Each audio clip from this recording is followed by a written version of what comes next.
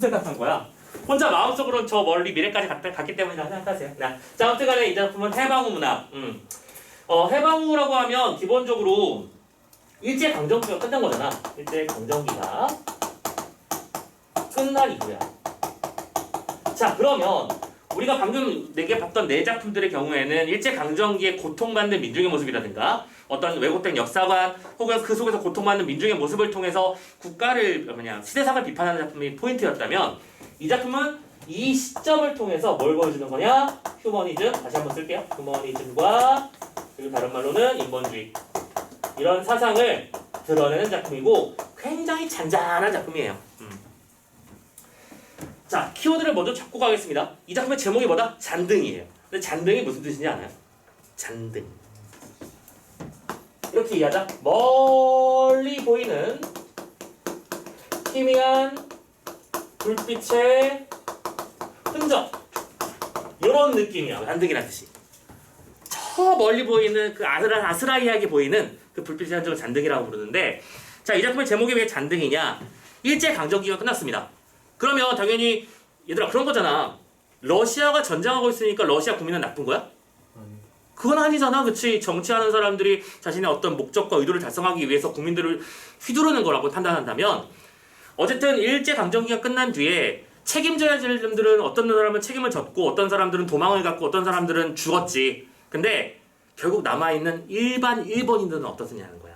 그래서 자, 일본인들의 뭐하지 못한, 귀국하지 못하는 잔존 일본인, 잔존이라는 말도 이게 되게 좋은 말이 아니니까 사람 보고 이렇게 하는 거 아니니까. 자, 일본인들 중에서 귀국하지 못한 사람들을 대하는 조선인들의 심정을 바라보는 작품인데, 자, 일본 사람들이 우리를 괴롭혔으니까 그러면 이제 남아있는 일본인들을 죽창으로 다 찔러 죽이면 우리가 스트레스가 해소되는 거고 우리가 행복해지는 거야? 아니라는 거거든. 그리고 참고로 당시에는 이게 뭐냐면 이제 내지라는 개념이 있었잖아. 일본의 본토를 내지라고 불렀었고 우리는 이제 외지라고 표현이 됐었는데, 그들에 있던 어떤 뭐 시골 사람이라든지 뭐 촌사람 이런 사람들도 서울에서 일확천금을 노리고 서울로 혹은 조선으로 넘어온 사람들이 분명히 있었단 말이지. 맞죠? 그런 사람들이 지금 갑자기 어느 날 갑자기 항복해버리고 핵폭탄 맞았잖아, 그죠? 근데 항복해버리고 다 떠나버리니까 이건 뭐임 하면서 눈을 동그랗게 뜨고 있다가 갑자기 한 번에 생그지가 돼버린 거야. 그리고 그런 사람들을 바라보는 조선인들은 대다수는 아마 그랬겠지. 화를 냈겠지. 이제 꼴 좋다 이 새끼들 하면서 막 발바대고 그죠? 우격다짐하고 했었을 거야. 그런데 이 작품에는 총 2명의 상대인물이 등장해요. 그 뱀 작업하는 아이가 하나 나오고요. 어떤 국밥하는 할머니 하나가 나와요. 자, 키워드 이거 기억해도 괜찮을 것 같아. 이 아이는 뱀 작업하는 아이고 할머니는 국밥하는 할머니예요. 근데 이 두 사람의 시선이 약간 상반됩니다.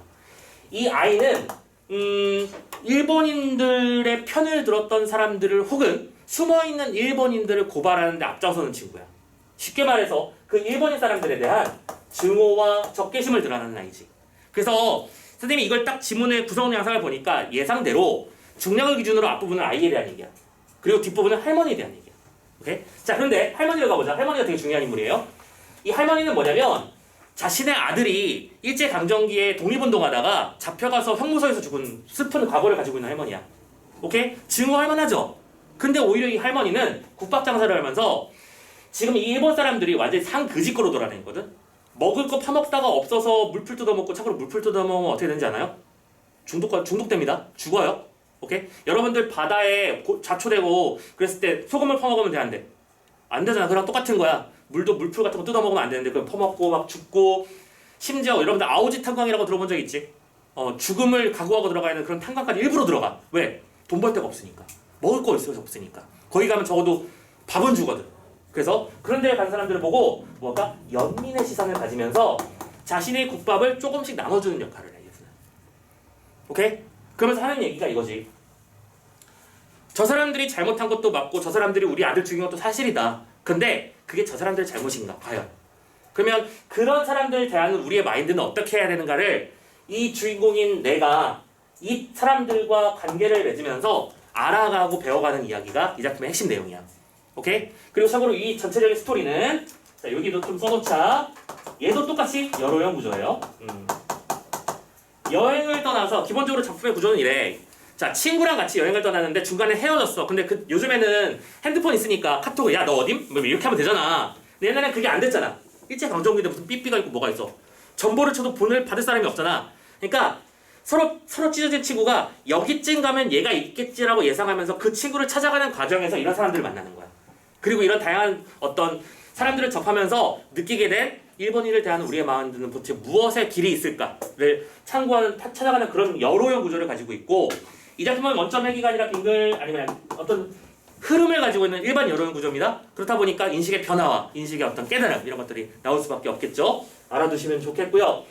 자, 그래서 결국에는 이 두 사람의 이야기를 통해서 시사하는 바가 뭔지만 잘 비교적으로 대비적으로 이해해 주시면 쉽게 해결할 수 있는 작품 정도로 이해하시면 될 것 같아요.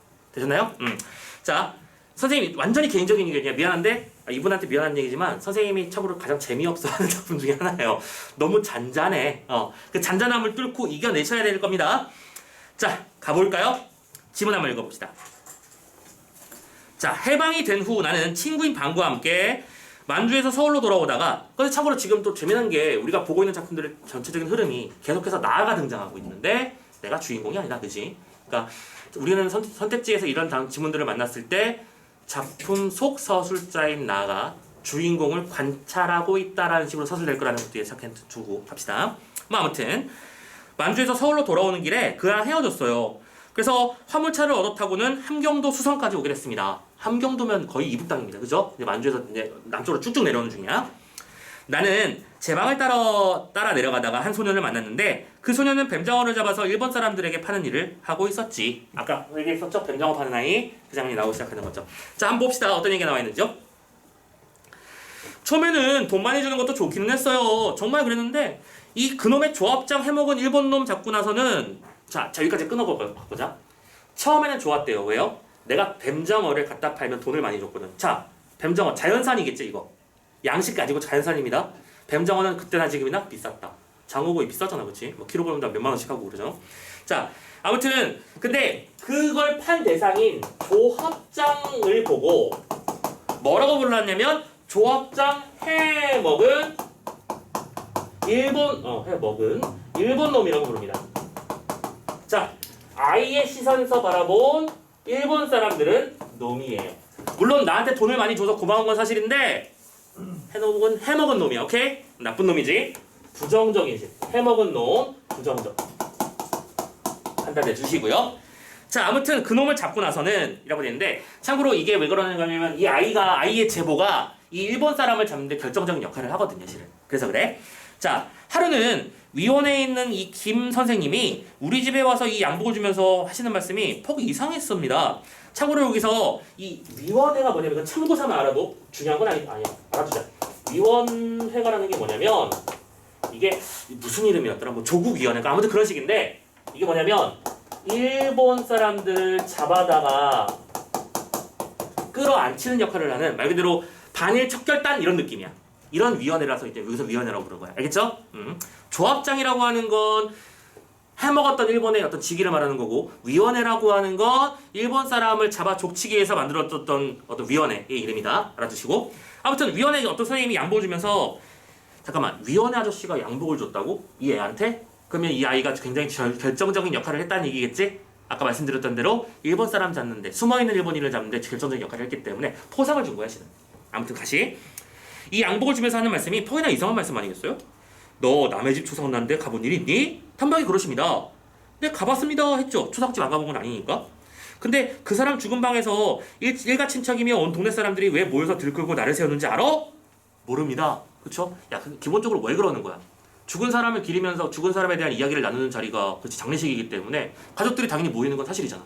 오케이? 그건 당연한 얘기야. 근데 이 사람은 좀 딴 얘기를 하고 싶은가 봐? 모릅니다 했어요. 그랬더니 웃으시면서 김 선생 하는 말이 다른 할 일이 있었어도 그렇긴 하지만 이 죽은 사람이 벌떡 일어나는 수가 있단 말이야 하시고는 하하 하고 웃으셨어요. 자, 이 위원회 아저씨가 죽은 사람이 벌떡 일어날 수 있으니까 라고 했대요. 근데 참고로 이 부분이 재미난 지점인 게 지금 이 아이는 이 위원회 아저씨의 말이 무슨 뜻인지 몰라서 이상한 말이라고 하고 있죠. 죽은 사람이 왜 일어나요? 라고 생각하는 중이지. 죽은 사람이 뻘떡 일어날 수 있는 건 이상한 일이잖아. 그쵸? 밑에 좀 더 얘기가 있으니까 거기까지 한번 더 읽고 나서 설명해 줄게요. 자, 그러면서 글쎄 그래요. 무슨 소리인지를 몰라서 왜 벌떡 일어나요? 어떻게 벌떡 일어나요? 하면서 무서워하니까 죽은 사람 몸뚱이 위를 고양이가 넘어가 지나가면 일어난다고 해. 왜 그러지들 않아? 라고 물어봅니다. 이거 일본 쪽의 얘기입니다.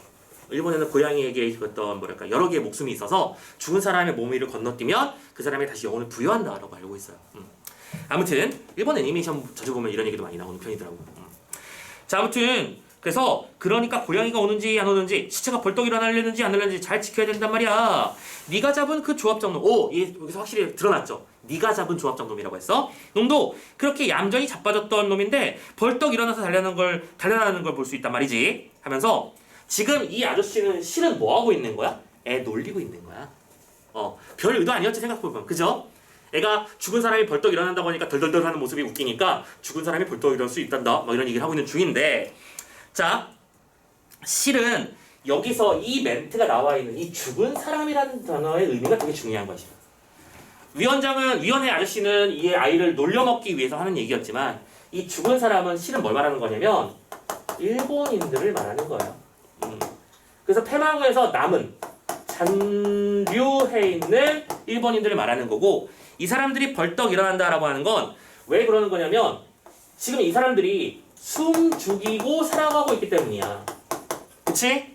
나 일본 사람이다라고 겉으로 나가서 얘기하면 당장 돌 날아오고요, 매 날아옵니다. 칼 날아와요. 그죠? 그러니까 자기가 일본 사람인 티를 일부러 안 내려고 최대한 노력하면서 말없이 살고 있겠죠. 오케이? 그런 사람이기 때문에 그런 사람들이 죽은 사람처럼 살고 있는 거고, 그 사람들이 벌떡 일어나서 도망가면 안 되니까 우리가 잡는 거야, 이런 의도를 품고 있다는 거지. 그러니까 위원회라는 사람들의 입장은 뭐인 거냐면 어쨌든 일본 사람들을 다 말살시켜야 한다. 다 때려잡아서 죽여버려야 한다. 이 얘기입니다. 아시겠죠? 알아두시고.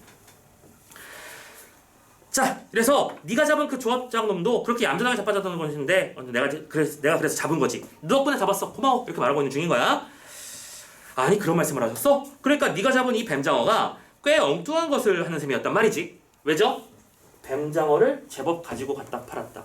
참고로 일본 사람은 나름대로 돈이 있는 거야. 그러니까 소장농, 아까 애들 먹고 살리기 힘든 사람들보다 돈은 있는 거지. 뱀장어를 먹을 수 있으니까. 하지만 그것 때문에 빌미가 잡힌 거죠.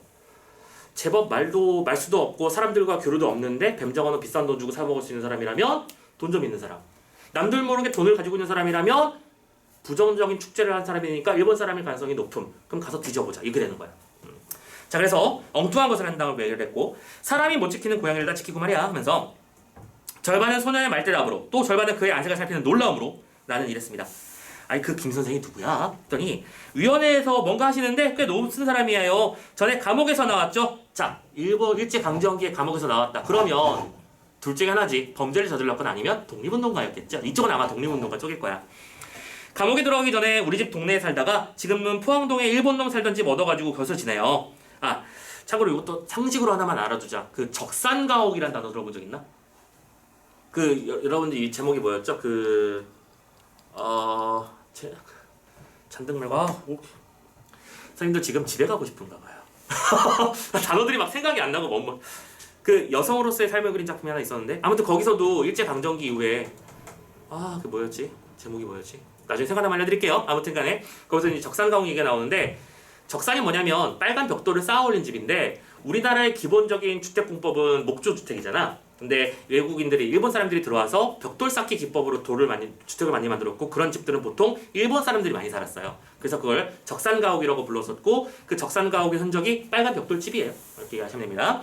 자, 아무튼 그런 데 살고 있다라고 한 얘기를 하고, 김 선생네는 선생 어머니하고 나만하고 나보다 적고한 아버지 없는 조카들하고 지내다가, 아버지 없는 조카, 뭘 상징하는 단어겠니 얘들아? 일제강점기에 아버지 없는 조카를 데리고 있는 감옥 갔다 온 사람, 전부 다 항일운동을 말하는 거겠지. 그치? 김 선생이 잡혀 들어오고 난 뒤에 그 할머니가 혼자 할 수가 없어서 그것들 데리고 또 포항동 어느 집 가서 지금껏 남의 집에 살고 있었던 그런 아저씨래요. 자, 위원회 입장에서는 그동안 우리를 괴롭혔고 우리 가족을 죽인 사람들이야. 말살에 어떤 의도가 한편 타당해 보이기도 하죠. 그런 분이시구나. 이번에 그런 사람 참 많았어요. 그랬겠지. 나는 아무 말도 아니하고 잠잠했다. 소년도 입을 다문 채 더는 제자거리지 않고 뭔가 중대한 것을 생각하는 사람처럼 고개를 소긋하고 걸어갈 뿐입니다. 야, 근데 그건 또 너 있잖아. 그 김 선생이라는 사람이 죽은 사람 대놓고 하신 말씀 그때 알아들었어? 난 다시 입을 열어서 물어봤어요. 알아듣고 말고요. 그걸 몰라요? 소녀는 내 얼굴을 한번 올려다보고 대답합니다. 아직 못 보셨군요. 거 죽은 거랑 그건 정말 다들 죽은 거 한 가지입니다. 두 번째 멘트. 죽은 거 한 가지입니다. 무슨 소리죠? 죽은 거 하나밖에 없다는 뜻이야? 아니지. 죽은 거와 매한 가지다. 마찬가지다는 뜻이야. 죽은 사람, 죽은 거, 마찬가지. 남아있는 일본 사람들의 신세는 살아있는데 살아있는 게 아니라는 얘기죠. 오케이? 그러면서 이런 말을 합니다. 그는 다시 처음에 흥분 상태로 돌아가서 나체 불능기가 오른대요. 요거 인물의 외양 묘사야. 맞지? 뺨에 홍조가 들었어? 근데 이 홍조는 기쁨의 홍조야. 맞지? 기분 좋아라는 홍조야? 그러면 이 아이는 일본 사람들이 다 죽은 꼬라지가 된 모습이 뭐 한 거야? 행복한 겁니다. 이해되셨죠? 그렇기 때문에 1인에 대한 증오의 시선이 나타났다고 우리 설명하는 거야. 오케이? 인물의 외양 묘사, 외양을 통해서 인물의 정서를 드러내는 중요한 장면이니까 체크해 주시고요. 자, 아무튼 근데 그 다음에 다시 푹 꺼져 들어가면서 근데 동시에 무슨 생각도 드는 거냐면 이게 사람 사는 꼴이 맞나 싶을 정도로 너무 타락해버리니까 너무 안타까워져 버리니까 좀 불쌍하기까지 해주는 정도. 이기 때문에 이런 태도가 나오는 거야. 보자. 아니 내가 뱀장어깨나 사먹는 녀석들은 어디에 숨겼든지 숨겼든지 간에 숨겨서 돈 푸는 사람들이 틀림없거든요. 정말 다들 배가 고파서 쩔쩔매요. 그치? 그러니까 일부 이렇게 돈 좀 뜯어먹는 돈 좀 가지고 있는 사람들도 있지만 대다수는 굶어 죽기 직전이다. 그치? 다들 얼굴이 하얗고 가죽이 축 늘어지고 다리가 부들부들 떨리는 걸 가지고 뭐예요? 또 묘사입니다. 체크해주자. 그치? 묘사를 통해서 지금 잔존 일본인들의 비극적인 삶의 모습을 그려내고 있습니다. 이거를 안타까워해준다는 것도 되게 골치 아픈 일이야. 우리가 당해본 입장에서 그치? 저 사람들이 저러고 있다는 걸 이해한다는 게 쉬운 일은 아니지만 어쨌든 걔들이 뭐합니까? 밤낮을 모르고 만개를 비라리하러 비라리한다는 얘기는 그러니까 뭐랄까? 아까 그 할머니 그 주인공한테 했던 진짜 빨리 방금 봤던 작품의 싱거운 도둑이 아니고 무슨 도둑이었지? 헛도둑? 뭐였지? 무슨 도둑이었지? 모자란 도둑이었나? 서투른 도둑이었나? 서투른 도둑이라 요즘 빨리 집에 가야 된다는 증상이에요. 그 선생님이 단어를 못 떠올리기 시작했다라는 얘기는 컨디션 저하가 일어나기 시작했다는 뜻이니까 알아두시고 바쁘면 그래요. 자, 근데 확실히 이게 선생님 개인적인 의견인데 나이가 드니까 이런 데서 차이를 확실하게 느껴. 선생님 옛날에는 이런 걸로 버벅이지 않았거든 절대로. 근데 최근 몇 년 사이에 이 증세가 매우 심해지고 있어. 단어들이 갑자기 생각이 안 나. 그냥 갑자기. 왜 가끔 그런 거 있잖아. 왜 삼국지에 어떤 영웅이 있는데 그 영웅의 이름이 뭐더라 하면서 막 떠올리면서 답이 기억 안 나면 답답해하다가 집에 가서 찾아보고 딱 갑자기 떠올리면 막 속이 뻥 뚫리고 이런 개념 있잖아. 그런 게 정말 더 잦아져. 갑자기 그러니까 그거지. 여러분들 다 알고 있죠? 여러분들 신체 그 바이오 리듬의 특성상 20대 초반인가 중반인가를 기점으로 사람은 죽어가기 시작하는 거래. 왜냐면 그 기점이 뭐냐면 세포가 분열돼서 늘어나는 세포의 개수와 분열돼서 줄어드는 세포의 개수를 비교해봤을 때 분열 결과로 줄어드는 세포의 개수가 늘어나는 시점이 20대 중반이라고 선생님이 알고 있거든. 그러니까 쉽게 말하자면 내 세포도 마찬가지야. 지금 너희들이 인정할지 안 할지 모르겠지만 제일 똘똘할 때야. 내 세포 분열이 왕성하게 일어나는 거지. 먹으면 먹는 대로 에너지로 쏙쏙 들어가고. 그래서 막 이해가 되고 막 단어를 외우는 게 상대적으로 쉬운데 선생님은 이제 단어 외우는 거 포기했어요. 영단어 외우는 거. 선생님 참고로 영어 제법 잘했거든. 선생님 1등급이었고 그때 수능 때도 한 개밖에 안 틀렸으니까. 그러니까 그때 왜 잘했냐면 게임을 하고 싶은데 온통 영어야. RPG 게임인데. 그럼 어떻게 하느냐? 지금 너희들 네이버 같은데 핸드폰 이렇게 뭐 알스탭에서 인터넷 검색하고 그런 게 있었잖아. 우리 때는 그런 게 없었거든. 그럼 뭐 하는 거야? 사전을 갖다 놓고 정말 게임이 하고 싶어서 그 사전의 뜻을 다 검색하면서 그지? 퍼퓸을 갖다 달래. 퍼퓸이 뭐야? 뭐 찾는 거야. 향수를 갖다 달라는 거구나. 뭐 이러면서 이제 향수 같은 모양 찾고 막 이런 거야. 그러니까 그런 식으로 해서 막 단어를 외우고 막 할 때마다 즐거우니까 다음 단어 또 궁금해 하고 막 이런 식으로 열심히 외웠는데 지금은 어저께 이런 흥미로운 단어가 있단 말이야 하면서 외우면 오늘은 내가 그런 단어를 봤다는 사실조차 기억이 안 나. 확실히 분열이 더 심각해지면서 나도 나이를 먹는구나.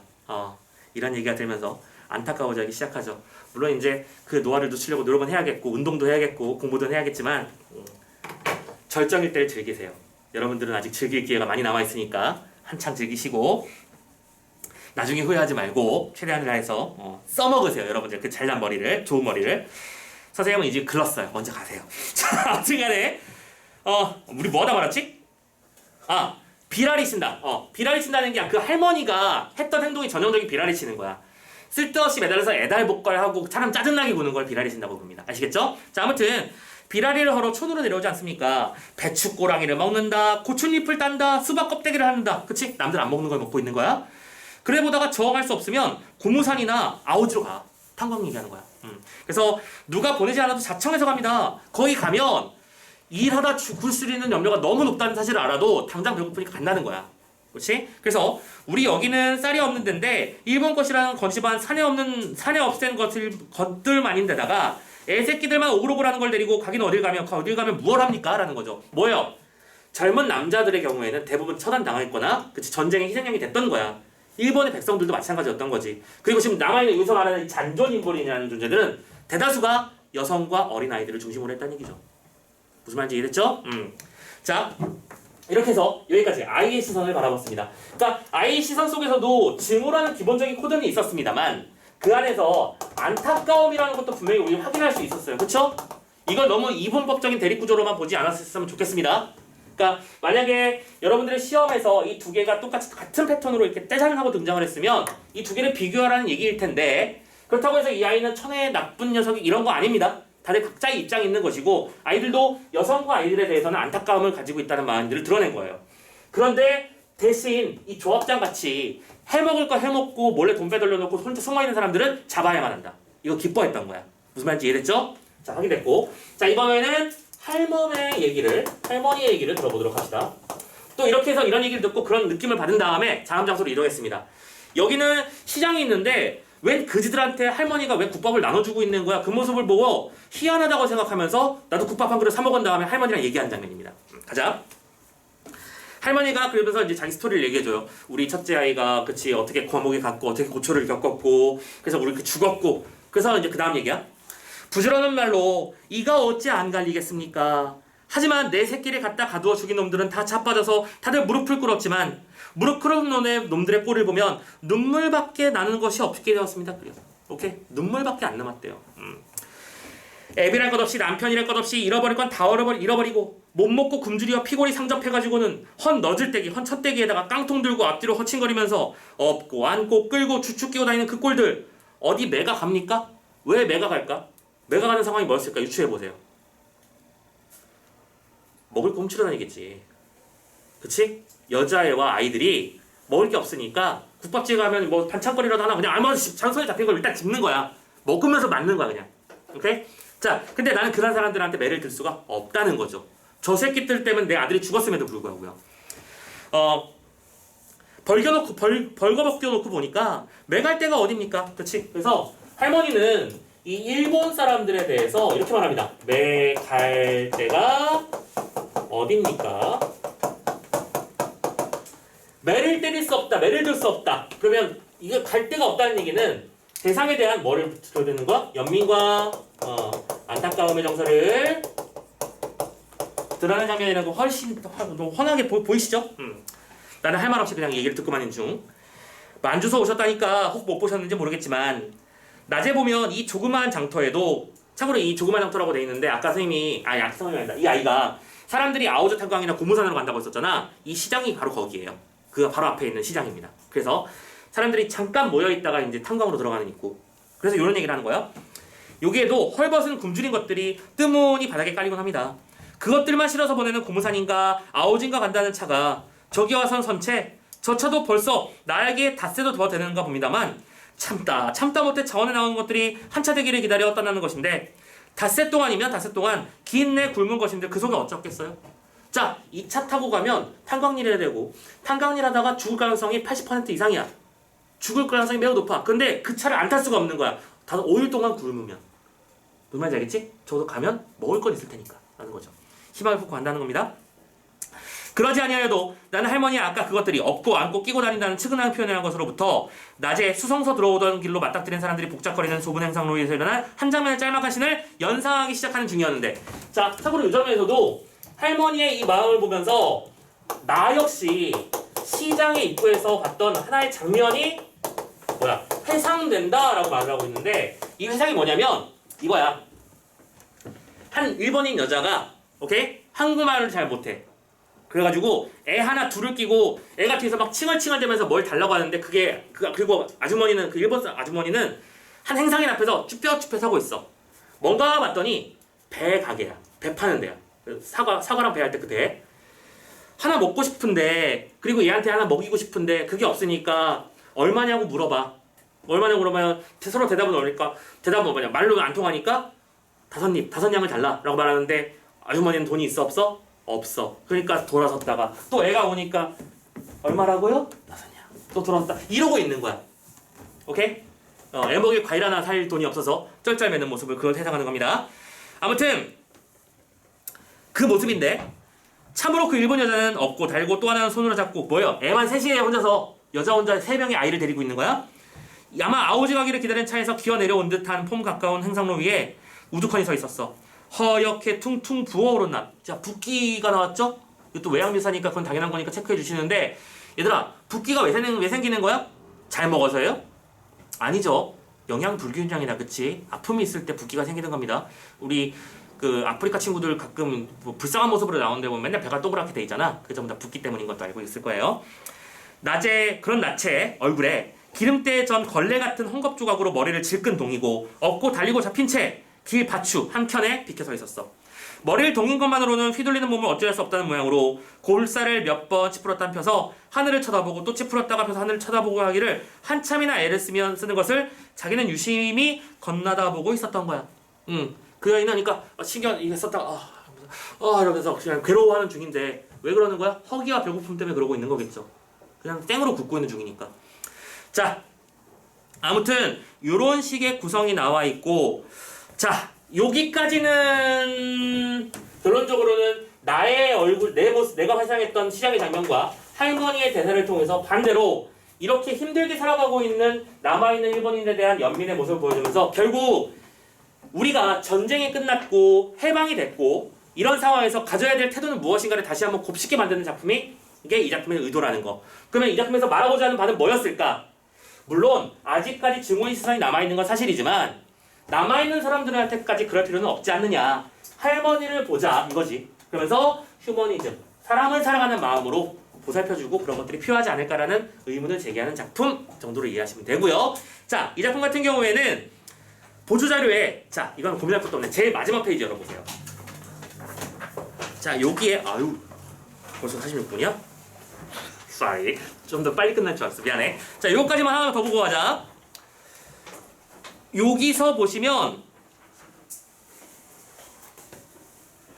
지금 가지문이 여러분들 그 아까 봤던 할머니에 대한 얘기입니다. 그 할머니가 하는 얘기인데, 난 이번에 정말 많이 울었습니다. 우리의 잡혀가던 여름에 가토라는 일본 젊은이가 하나도 그 속에 끼어서 같은 일에도 같이 넘어갔어요. 오케이? 자, 이거 굉장히 결정적인 장면이에요. 마지막 페이지. 첫 번째 줄. 이거 무슨 얘기냐면, 일본에서 넘어온 일본 사람인데 내 아들이 독립운동하다가 잡혀갔거든? 근데 같은 이유로 잡혀간 일본인이 있대요. 뭐였던 거야? 일본 사람 중에서도 독립운동을 지지하는 사람들이 있었던 거야. 그러니까 일본 사람이면 다 나쁘냐? 아니라는 거지. 그리고 나는 그 가토라는 젊은이에 대해서 안타까움을 느끼고, 그치? 그런 얘기가 뒤에 쭉 나와 있을 겁니다.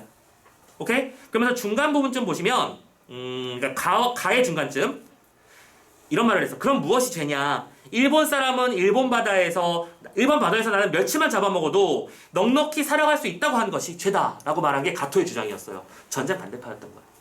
오케이? 그러니까 일본 사람이라고 해서 우리가 무조건 때려잡아야 되는 거냐? 아니라는 거죠. 그러면서 그 다음 챕터에서 누가 무엇 때문에 무슨 까닭으로 싸웠는지 난 모릅니다. 일반인의 시선에서는 그치? 이 전쟁이라는 게 의미를 찾기가 어렵죠.